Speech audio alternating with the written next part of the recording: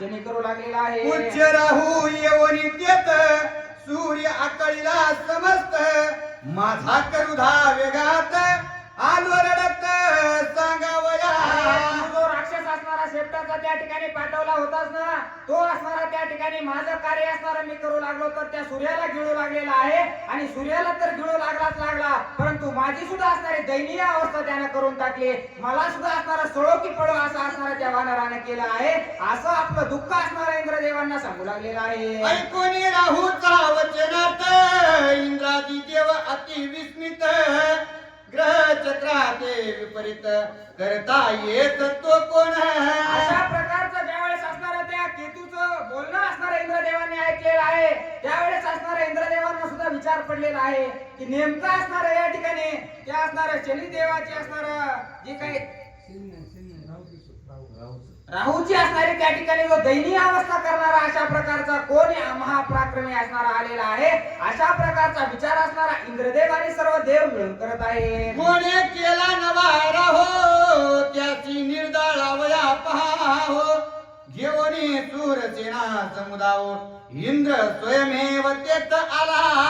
असणारा हा नवा राहू असणारा कुणी तयार केलेला आहे किंवा कुणाचा असणारा हा राहू आहे हे पाहण्यासाठी असणार इंद्रदेव असणारा त्या ठिकाणी आपला रथ सज्ज केलेला आहे. सर्व सेना असणारी सोबत घेतलेली आहे आणि सर्वांना घेऊन असणारा तो नवा राहू पाहण्यासाठी जाऊ लागलेले आहे. ऐरावत अलंकार गजेंद्री बैसोनी इंद्र करी घेऊन आवाज सहपरिवार तेथे आला.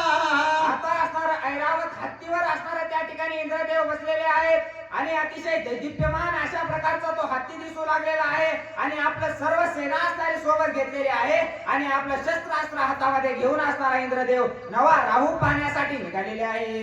इंद्र राहू पुढे बैसवणी नवा राहू दाखवी म्हणून जिने तुझं गांजिले बळे करून त्याचे निर्दळन मी करीन. आता असणारा इंद्रदेवाने त्या राहूला असणारा आपल्या पुढं असणारा ऐरावत हत्तीवर बसवलेला आहे. आणि पुढं बसून जशा प्रकारे आपण मोटरसायकलवर लहान लेकराला पुढं बसवतो तसं असणारा इंद्रदेवाने त्या राहूला पुढं बसवलेला आहे.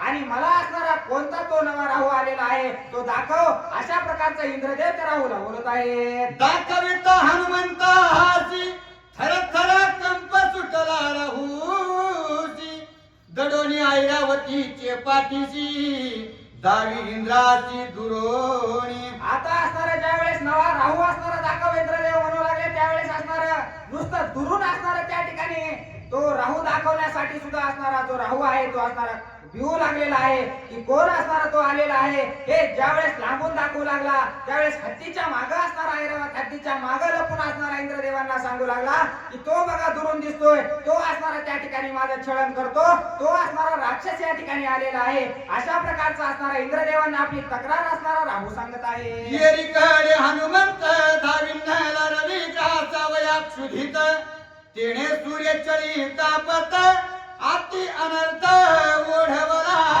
असणारा त्या ठिकाणी हनुमानजी सूर्यदेवांना गिळू लागलेले आहेत आणि ज्यावेळेस सूर्यदेवांना गिळण्याचं कार्य हनुमानजी करू लागले त्यावेळेस सूर्यदेव सुद्धा असणारे त्या ठिकाणी लटलट लटलट करू लागलेले आहेत. त्यांना सुद्धा असणारे त्या ठिकाणी भीती वाटू लागलेली आहे. दिनमान सांडोनी सविता पळून राहे सर्वथा निवारू शकेना हनुमंत अतिला कांत पावला.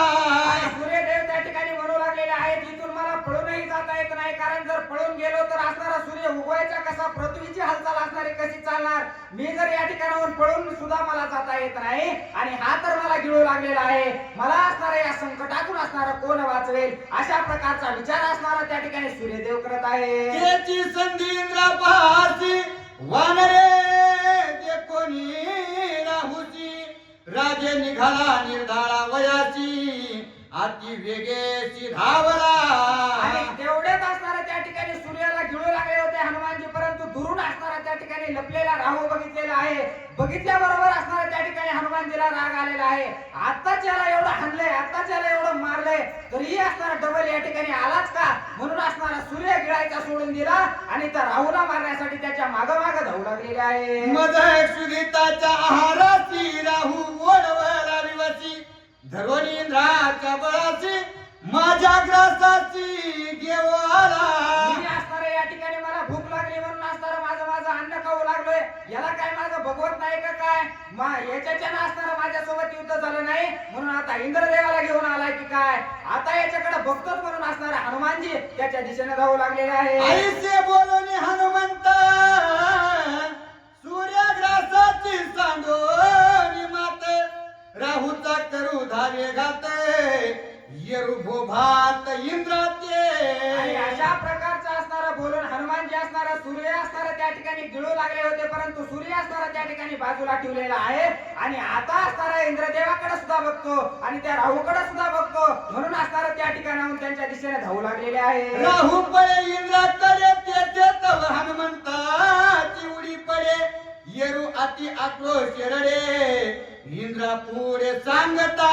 आणि असणारा ज्यावेळेस इंद्रदेवाच्या आजूबाजूला असणारा तो लपू लागलेला आहे राहू त्यावेळेस असणारा हनुमानजी उडी मारून त्याच्या जवळ जाऊ लागलेले आहेत जिकडं तो जाईल तिकडे असणारा त्याच्या पाठोपाठ असणारा जाऊ लागलेले आहेत आणि ज्यावेळेस त्याच्या पाठलाग असणारा हनुमानजी जास्त करू लागले त्यावेळेस असणारा रडत पडत असणारा इंद्रदेवाला तो काय बोलू लागलेला आहे. हनुमंत राहू ते मर्दू पाहत इंद्र इंद्र नाम्या क्रंदत वानरे पुरविला